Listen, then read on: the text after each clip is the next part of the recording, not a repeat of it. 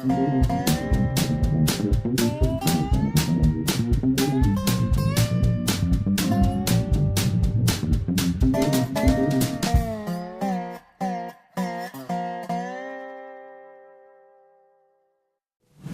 is Dave Monk, your Prairie Monk, WEFT, Champaign, 90.1 on your FM dial. And Dave on the board. Today is Sunday, September the 9th. Yes, we're already into the second Sunday of September here at WEFT. This is the Prairie Monk Show, WEFT's weekly look at rails, trails, greenways, everything environmental, and whatever else Dave has been up to lately. And it has rained. But first of all, let's look at Pledge Drive. We are very fortunate to have WEFT and, in our case, associated with Urbana Public Television. And we have a camera, and David helps to put pictures into this program to make it a television program, and then it goes up on YouTube. So it costs to do that. It costs to have volunteers who are out there looking at equipment this week especially. We have tower problems. We really would enjoy your donation to keep this community action program online.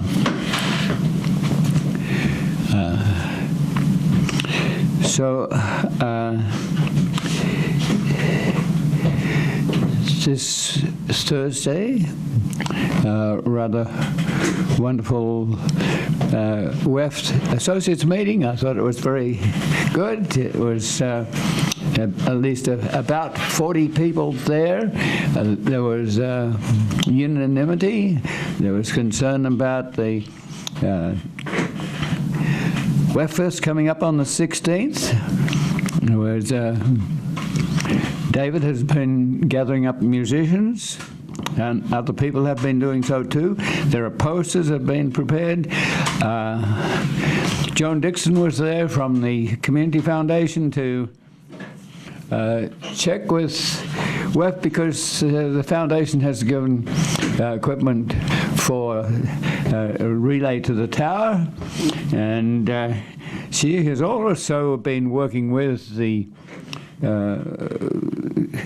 administration's, the rules that go with not-for-profits. And she spoke very well, I thought, and it was nice that she was there to talk to WEFT.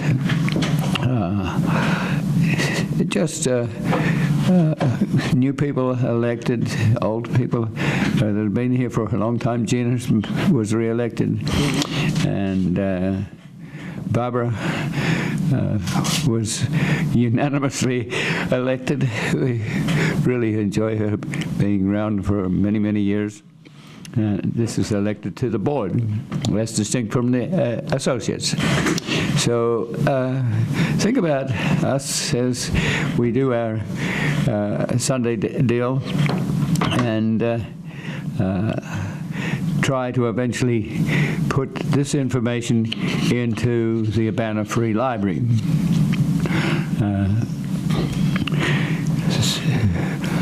So the weekend was dominated by rain. The front has passed through, but it caused a little bit of consistent disturbance. The farmers' market was characterized with a lot of no-shows. David went to Kempton to the Garden of Prairie, and I wondered if you had rained out or... No, in fact, the rain stopped just as we got there. Ryan, who's the coordinator of the entire Master Naturalist program, was right on the verge of calling a rain out because of the rain, but it was just dying off enough that he said, "Oh, come on out." It's about an hour and 15 minutes from here to get there by way of the Paxton exit off of 57. And yes, by the time we actually got to Kempton, it had stopped raining, and we had several hours of indoor stuff to do. So So by 1 in the afternoon, when it was actually beautiful for going out and walking through this amazing prairie, because it was all overcast. So you didn't need any rain gear or anything like that. But you had beautiful vision of all of this stuff. I was practicing all the names of the plants. This is lead plant. This is compass plant. I think I now know the difference between compass plant and dock, because I saw them over the course of 3 hours. I saw them so often. I can say, "Oh, tell me, Dave, is dock the only one of the two that has a yellow flower?"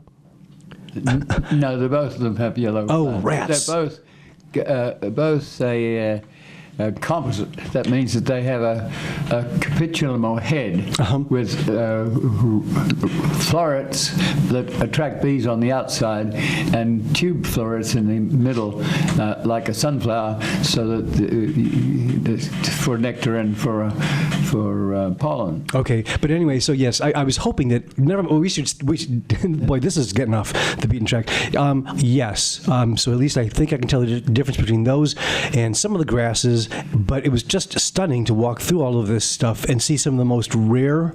It's like if you see one of these things growing in a prairie or in an area, you know that you're in a pretty good prairie, because if there was any disturbance in the soil, it wouldn't be there anymore. Yes, especially indicated plants like lead plant and so it was culvers root and just stunning. The dock and the compass plant grow fairly well. Quinine everywhere. I kept seeing it, thinking, "Oh, this is New Jersey tea." Unfortunately, they say that the little New Jersey tea that they had up there has died off, so they don't have it anymore. This is beginning to sound like you when you're talking. That was interesting, because I called up Prairie Monk, where we deposit our seed, and they have grown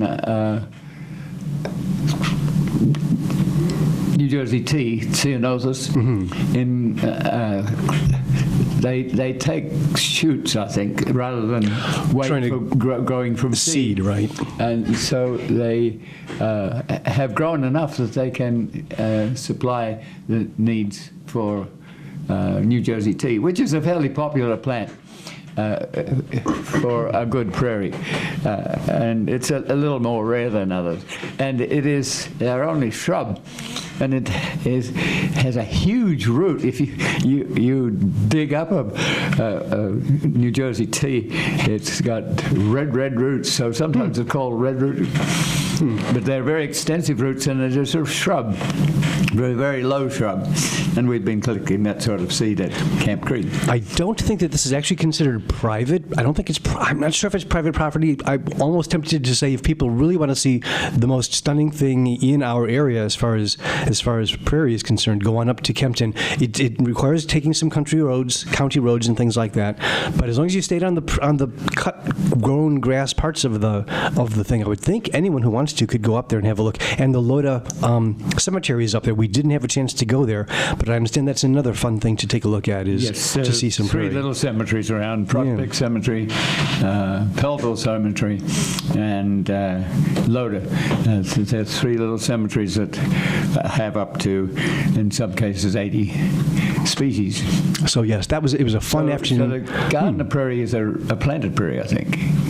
Right. Back in the days, 1970 something, he decided, you know what, we've got all this land around here.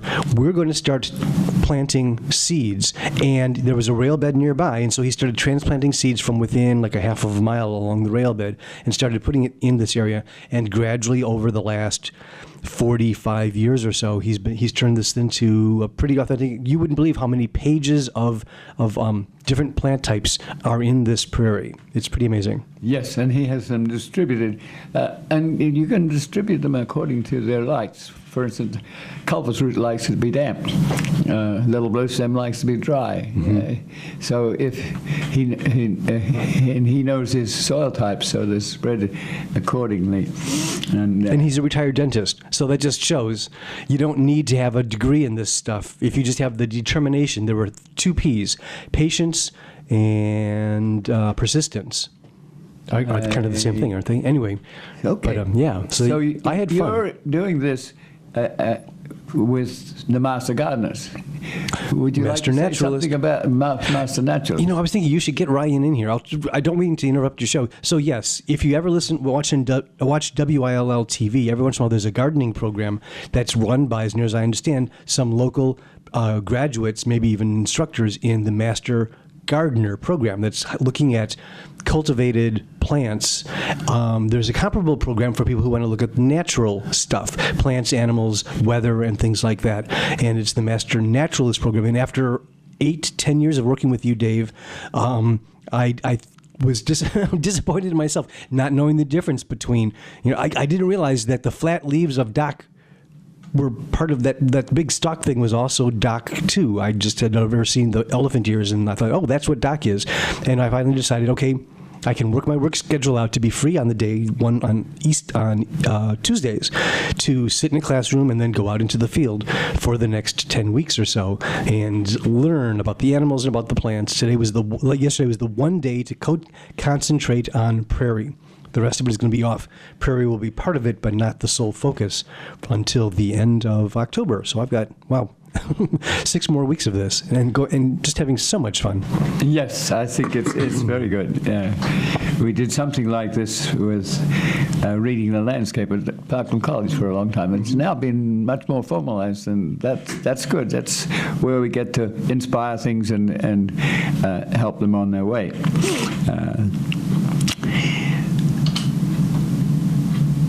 The rain rescheduled the Pocket Prairie. We were going to take this weekend to remove the last little piece of Pocket Prairie that is facing Chestnut Street.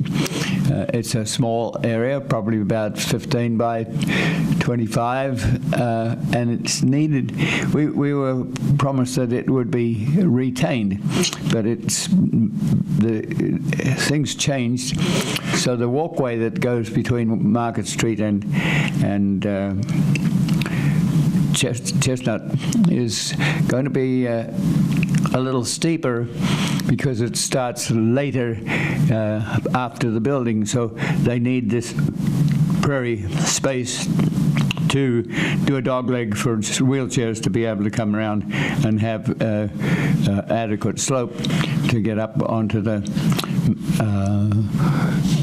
court or beer garden at the top. It's been interesting to watch. The pour, tap, craft beer bar has opened. The building itself is very nice, and it puts into action a building that's been vacant for many years, using some tax increment financing money, and it will bring activity to this part of Market Street. The beer garden is not quite finished. It has had to have electricity put out so that there will be a bandstand at the end. And the area has been taken down by 4 feet to add a little privacy, and then to put on top of that gravel and then some bricks to usually absorbent bricks that will allow water to move through them and drain properly, and that's been quite a task. They're always sitting out there too, so you'll be able to take on your computerized tap or beer. You pull your own beer after having selected which one with a 2-inch samples, and then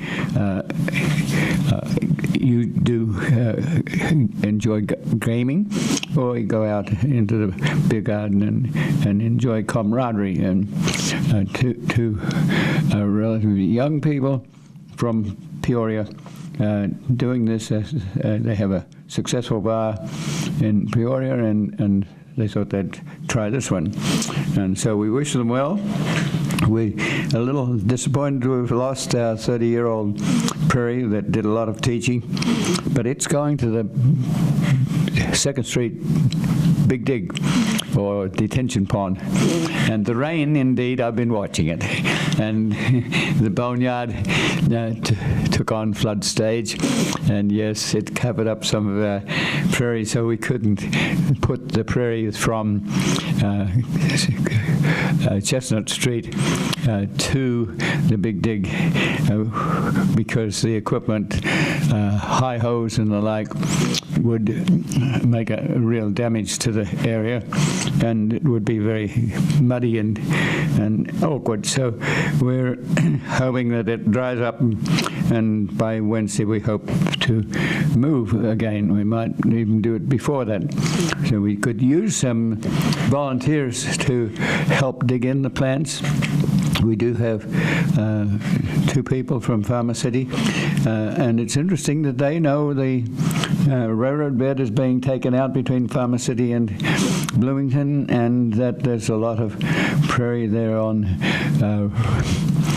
Route 150, and we hope that it doesn't get mown, that it will be preserved, and it's working with people who come and help us, that we get the message around. It's a little by little.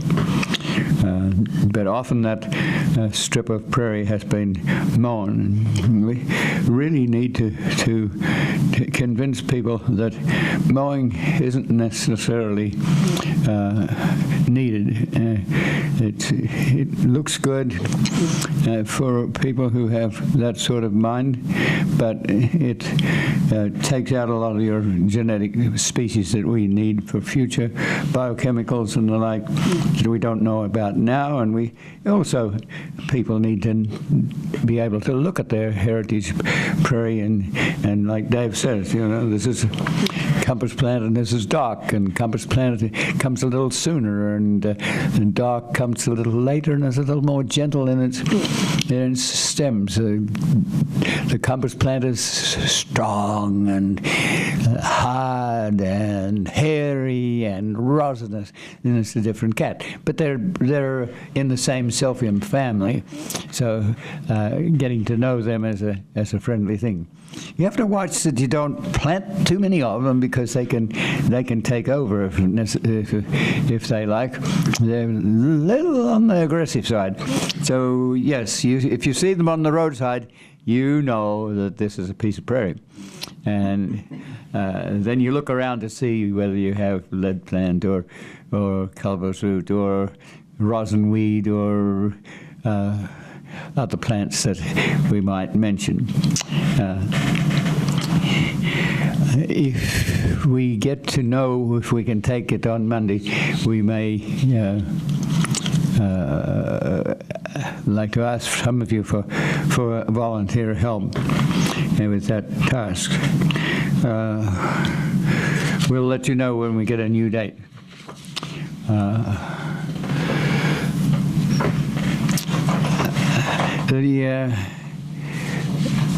While I'm at it, I'll just say that we've been picking seed at Seymour, and basically New Jersey tea or ceanothus, and it's timely to do now. There's interest coming from a lot of different people. We will have, on the 21st, we'll have a homeschool group there to pick seed, and to deadhead reed canary grass, and to take out plants like honeysuckle. These are weed creatures, and there are more trees than there should be, because they take advantage of the fact that the place has been drained. These trees would never have been in the prairie had it not been that the farms around and the railroad lines are drained. It allows the plants to get adequate water, but also to have not have totally wet feet. There's another volunteer who is was David in a Master Naturalist program. He's a retired dentist and Lee Gouger. He lives north of White Heath, near Galesville, which is sort of about probably 5 miles north.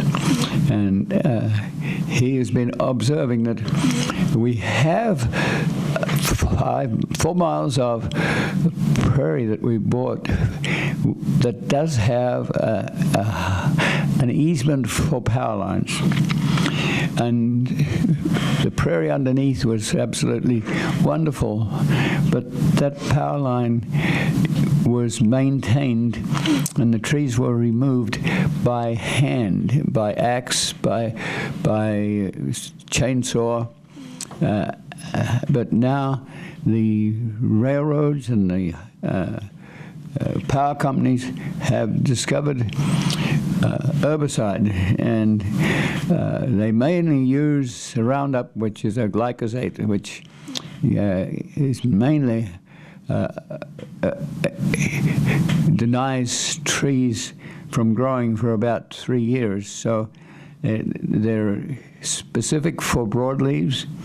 The grasses grow, so we have good grass prairie, but we've lost most of the understory prairie plants. And the problem there is that we need signage. We have dockets which explain that we have prairie underneath these sites, and we religiously remove the trees so that there will be no shorting to the power lines. But the Wright Company, which is the subsidiary for Ameren that deals with landscaping, comes in and herbicides, and that's unfortunate.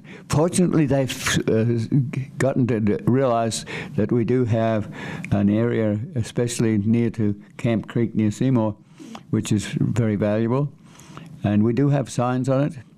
And we have another piece near to White Heath where the power lines take off and go in a different direction, so there's no need for herbicide. So Lee Gouger is interested in taking out invasive trees from that side and tidying it up, and that's very, very helpful. We appreciate that sort of interest and activity. He, along with David, is doing the master naturalist, and he also has a plot of land in Mason County. And Mason County is interesting because it's kind of sandy and gravelly, because when the continental glacial areas warmed up and the glaciers moved north, they left waterways like the Illinois River that were fairly sandy and had very fine-grained loess in them, and that loess and sand blew across the country, and it's heaviest in sand adjacent to the river because the sand falls out sooner. So the species in Mason County are sort of on sand dunes, and there's good agricultural land too, but Gleason, a very early botanist, found this area and defined it, and it's been rather wonderful, except now it has discovered irrigation. So if you have a sandy soil and you irrigate it and you put enough fertilizer on, it's like growing your plants in a Petri dish. They grow well, and they grow early, and sometimes if you're lucky you can get 2 crops. So that's very, very expensive on the underground aquifer that comes through. You have to know that some of this land has been moved and shaken for many, many centuries.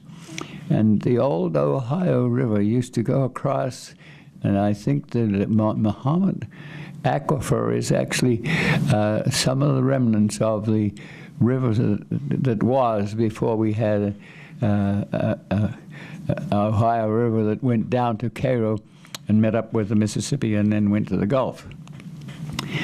So Lee is very interested in working with his own 40 acres, and he sent me some photographs there. And this is how we get to know people, so that generally there's a overall understanding of prairie. Let me just look here.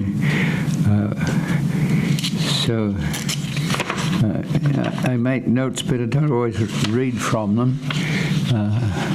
Oh, I know. We're going to have iHelp on the 22nd. The homeschoolers will be coming on the 21st, but on the 22nd we'll have iHelp people, and they can be very, very helpful. This is a university where they have a day between 10 and 1. People come and work in shifts on a site. And some of those people will be going to the Champaign, Havana, and Western Railroad, which we're putting in between the Monticello Railroad Museum and Seymour. This is being put together by a 5-year-old group that is seriously looking at doing this to get trains into Champaign, historic trains. So Tom Scott is a railroad engineer, and he's busy doing that. So he'll take a bundle of iHelp people at Whiteheath, and they'll make sure that they have a 25-foot easement on the rail ballast, and we have to watch to see that we don't have too much herbicide there. We don't have bonfires of vegetation burned on the railroad bed, which is growing prairie already. So it'll take us years to get this around to Seymour, but getting it underway is important because we're trying to preserve another 7 miles between Seymour and Bonneville and Staley in order to get trains into town. Not easy, very challenging. You have to work with the Surface Transportation Board in Washington, and that's more or less the federal transportation department. You have to work with Canadian National, which owns the rails between Seymour and Bonneville. You have to work with the elevators with the hope that they may also use that restored railroad track. And it's we're at the moment, Tom Scott is writing a proposal for a Google RFP, request for proposals for community action, and there'll probably be a million applicants, so you have to have a very good proposal. It has to be succinct. It has to relate to how does this project relate to the community at large, what is the regional benefit of it,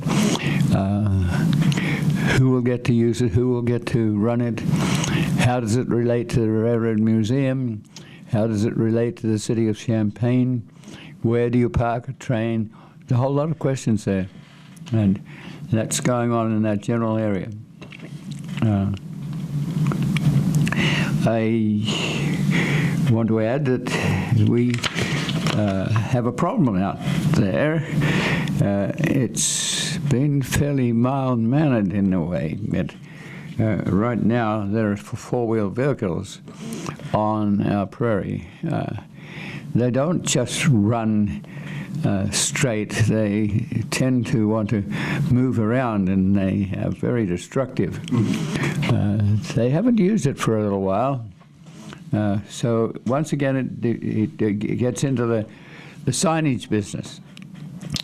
signs are expensive. A good, substantial sign that's going to stay for 3 years costs about $200. And you don't just shovel it into the ground because you're wanting to put it on a railroad ballast where there's existing gravel, and it's not easy to dig in that sort of situation. So somehow we eventually have to raise money to do that sort of thing, to let the company that does the herbiciding know that this is a valuable place and it's relatively undisturbed soil and was relatively undisturbed prairie plants. You also have to remind them that they should not be herbiciding in a wind greater than 15 miles an hour.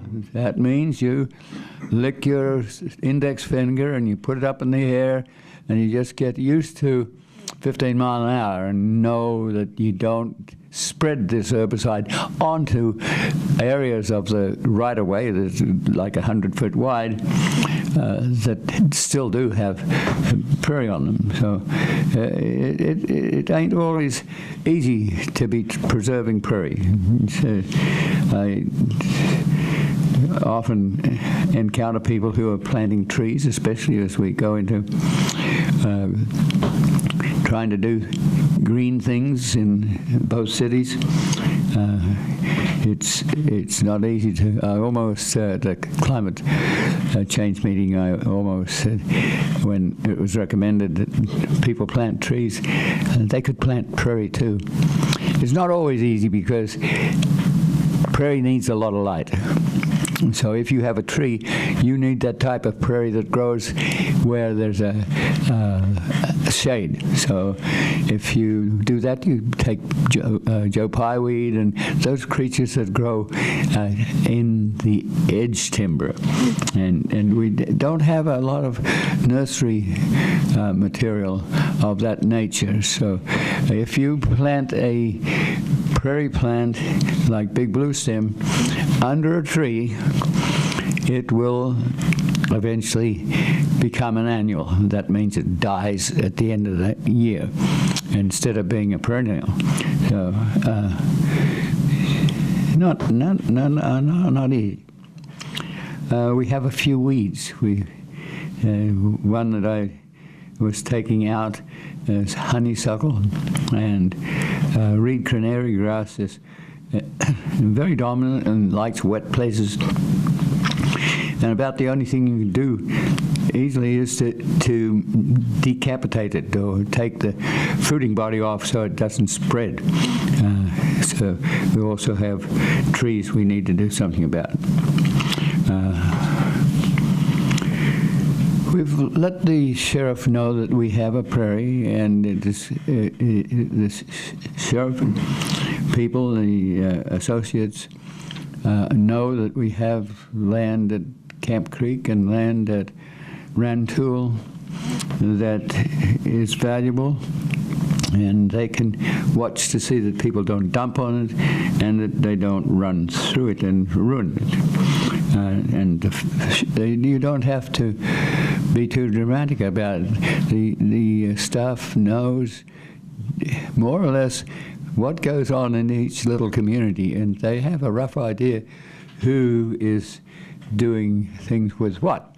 The vehicles we have had running through the prairie are four-wheelers, not two-wheelers. You can tell the difference between the tracks. But we have some pictures of the plants that are right there where the vehicles have been operating. And perhaps if we have time, we might put a link at the end to say that these are some of the plants that David has been talking about and that other volunteers will like to see and work with. The weather affected the climate change. This was going to be a parade in Scott Park and across the world.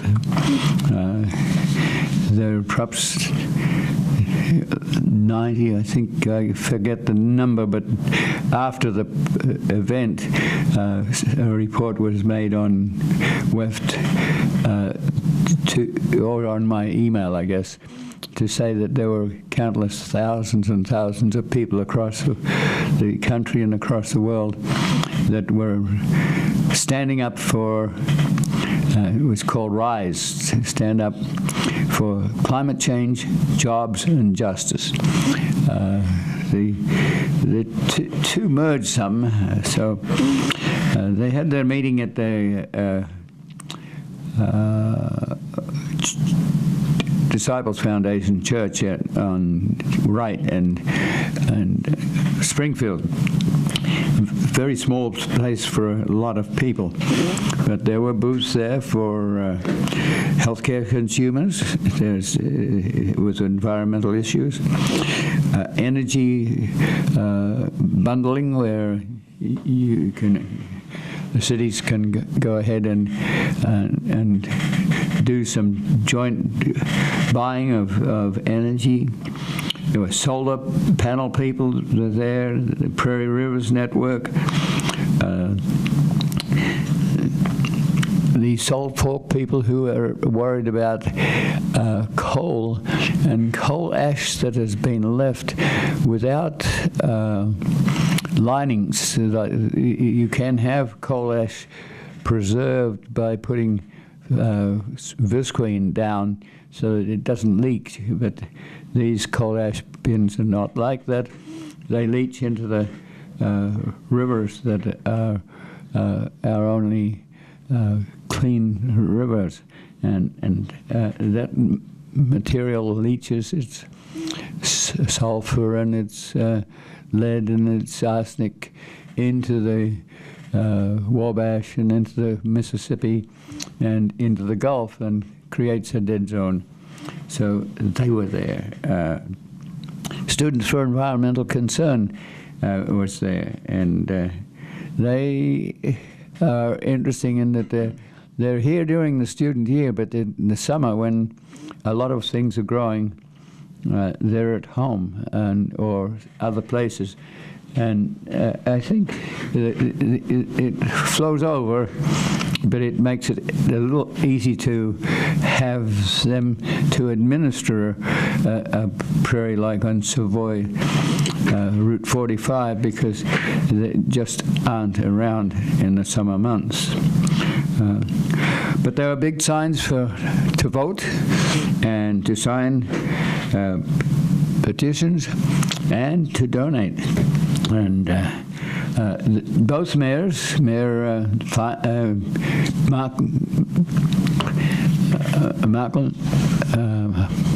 Marlin from Urbana and Mayor Finan from Champaign, both listed a whole bunch of things that the cities are doing to encourage environmental issues that do involve climate change, and it also involves working with groups that don't always have jobs. Can people have jobs that are environmentally oriented? For instance, can you have people who repair things? Can you have businesses that don't do like what's happening in England at the present time, where agencies are destroying fashionable clothing because they don't want it to be out there to make it cheaper. So there are these sorts of arguments that go on, and so the environmental issues are having a time to think about how you can use secondhand material, how you can live in a smaller house. You don't have to have a huge house. How you can be aware, how you can walk around and find out some of these things that David is talking about with the master naturalists. What do you do for exercise? Do you exercise in front of a game machine.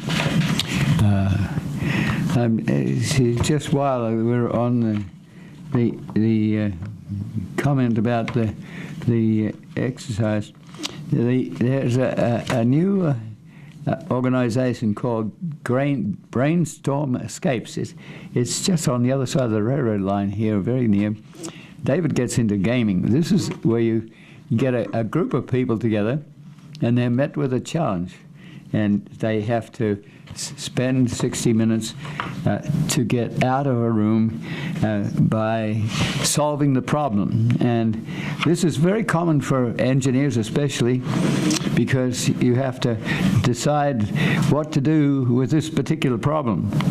So this is a gaming group that works with the idea of coming together to get out of a hard situation, and the situations at various levels. So just watch that. It's very new. It's where there used to be a Thrifty Nickel place, and they've moved elsewhere. So it's new. Let's stop for a moment and say something about a pledge drive, because we need to. And so, David, can you say something about it? Sure. Probably people who are listening to this program are fans of natural areas, and so that's your incentive to make a pledge here, because you know that you're helping to keep WFT on the air so you can hear the Prairie Monk program every week. But keep in mind, that's 1 hour out of the week. 24 times 7 is 140, 168 hours in the... I probably just did that math wrong. No, that's about right. Anyway, so that's a lot more hours than the time that Dave is on. Dave is on a really small fraction, way less than 1% of the time that we're on the air. The station is here. That's what you're really paying for. You get to hear your favorite programs, but guess what? You're paying for the diversity. Straight back to Prairie. Prairies would be really bad if they were monocultures. Here, this is lead plant. That's the entire Prairie. There you go. It's all, big blue stem. Well, it's very pretty. Is that really what you want for 10 acres? Just that? You want the diversity just for the appearance and for the quality of the prairie. So that's what WEFT is all about, too, is the diversity of the program that we bring you. You may like some things better than others. Well, guess what? There are fans for loud rock music. There are fans for avant-garde jazz. There are fans for traditional jazz. We have, I can't tell you how many different people who do the blues here. Quite a few of them like electric blues. Well, there's always somebody around here who prefers the old stuff. Every Tuesday, we used to have a guy who would drive here from Peoria. That's a long ways away. And he probably never played an electric guitar-based blues tune. He must have. It's a 2.5-hour program. So this station is diverse, and that's what you're paying for when you make a pledge here. You're paying for the things you already like. You're paying for the things that other people like. And if you don't like those things, well, 2 things you should know. If you listen to those things that you don't think you care for, give them some time. Over a course of weeks, maybe you'll start to understand the details about them that make you appreciate them. You may not love them and tune into them religiously every week, but at least you'll kind of understand them and you won't dislike them. And the other thing, if there is music that we play that you just, time after time, every time you hear it, you just don't get it. Why is it on the radio? I can't stand this. Well, you should appreciate that we have stuff that goes beyond your tolerance, that gives you an idea of how diverse we are. We have stuff you just cannot get your brain around, and you just cannot appreciate. So we don't have people standing by to take your call. Normally, you can call 217-359-9338. You know what? These days, quite a few people go to our website and make their pledges there. So our website is weft.org. If you care to, just go right there, and all of the details are online for you to make a pledge. If you make a pledge of $90.10 or above, we have some great thank you gifts for you. Yes, and the interesting thing is that many of the air shifters are experts in the genre that they're running, and so that makes it very interesting. Continuing with some of the natural history things we do during the week.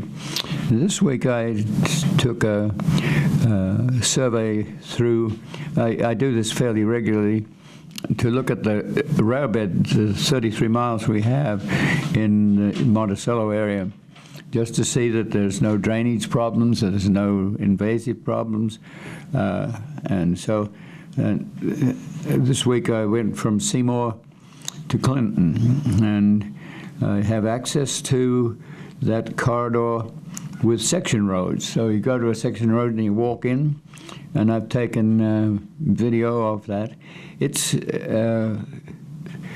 very comforting to know that most of the adjacent owners have left the bed intact. Its original soil is intact, and the plants are not necessarily there, but they could be. A lot of this area is mown. There's a feeling in farm communities that the weedy-looking things that are along the railroad right-of-way going to harbor insects that will move into the monoculture nearby, which is not exactly, according to the research, insects that need a prairie plant that's specific for, like monarchs, like milkweed, then they're not going to go for corn or for soybeans. It's very unlikely that mowing is going to help preserve that sort of movement of disease.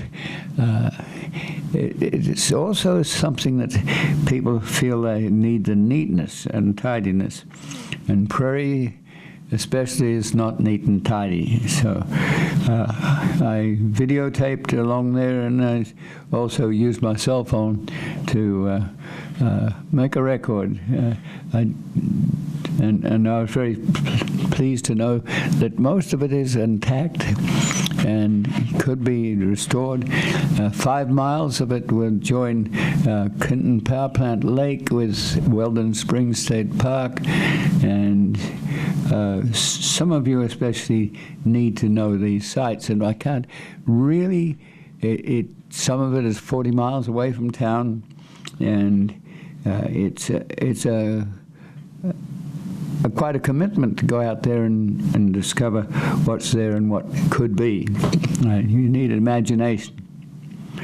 Speaking of imagination, we have a few minutes left. I want to say that the idea store is moving, and the idea store has been over by the railroad line, and it's going to move to Lincoln Square, where the Art Mart has moved out. And so they're taking quite a considerable increase in space. It's been very, very popular.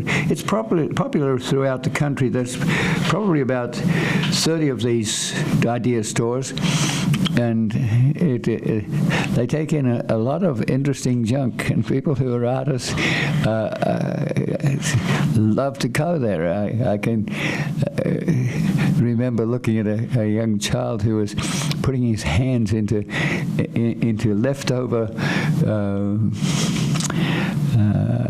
little pieces of metal that were ball bearings. Just the feel of it is interesting, and so it's been inspirational, and we wish them the best of luck with what they're doing. They're close at Lincoln Square doing painting and putting things into action. It'll be a month before they get there. I suspect they may have some sales before they move, just so they don't have to move too much stuff. But it will be a new place. And the funds go to the Champaign-Urbana School District. So it has if you spend your money there, it's good. So I think we're 5 minutes, 4 actually. Oh, okay. Well.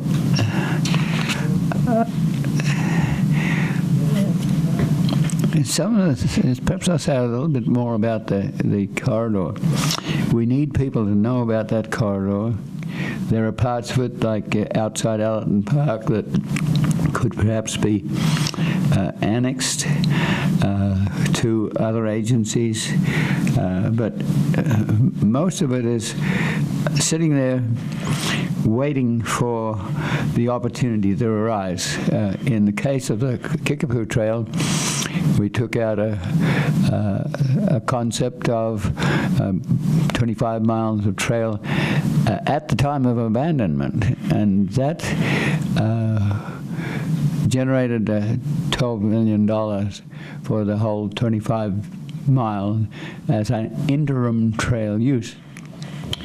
We did the same sort of thing, but not with the surface transportation, not with it was before there was a Rail Banking Act, so that the trail means that people can come back with a railroad if necessary.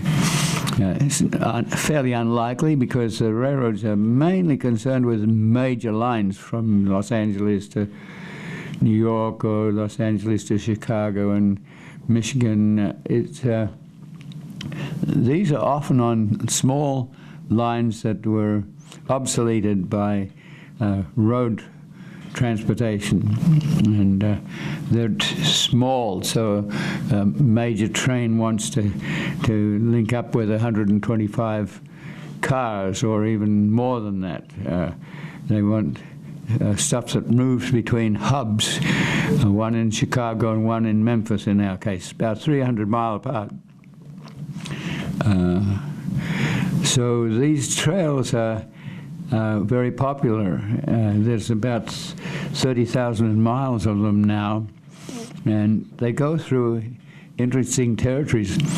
Our territory is kind of monocrop out there, but you can stand on the railroad bed and you can see an almost uniform horizon with not a tree or a building, and you really get the feeling of being in the Midwest in a flat land, which is the outwash plain to a glacier at one time.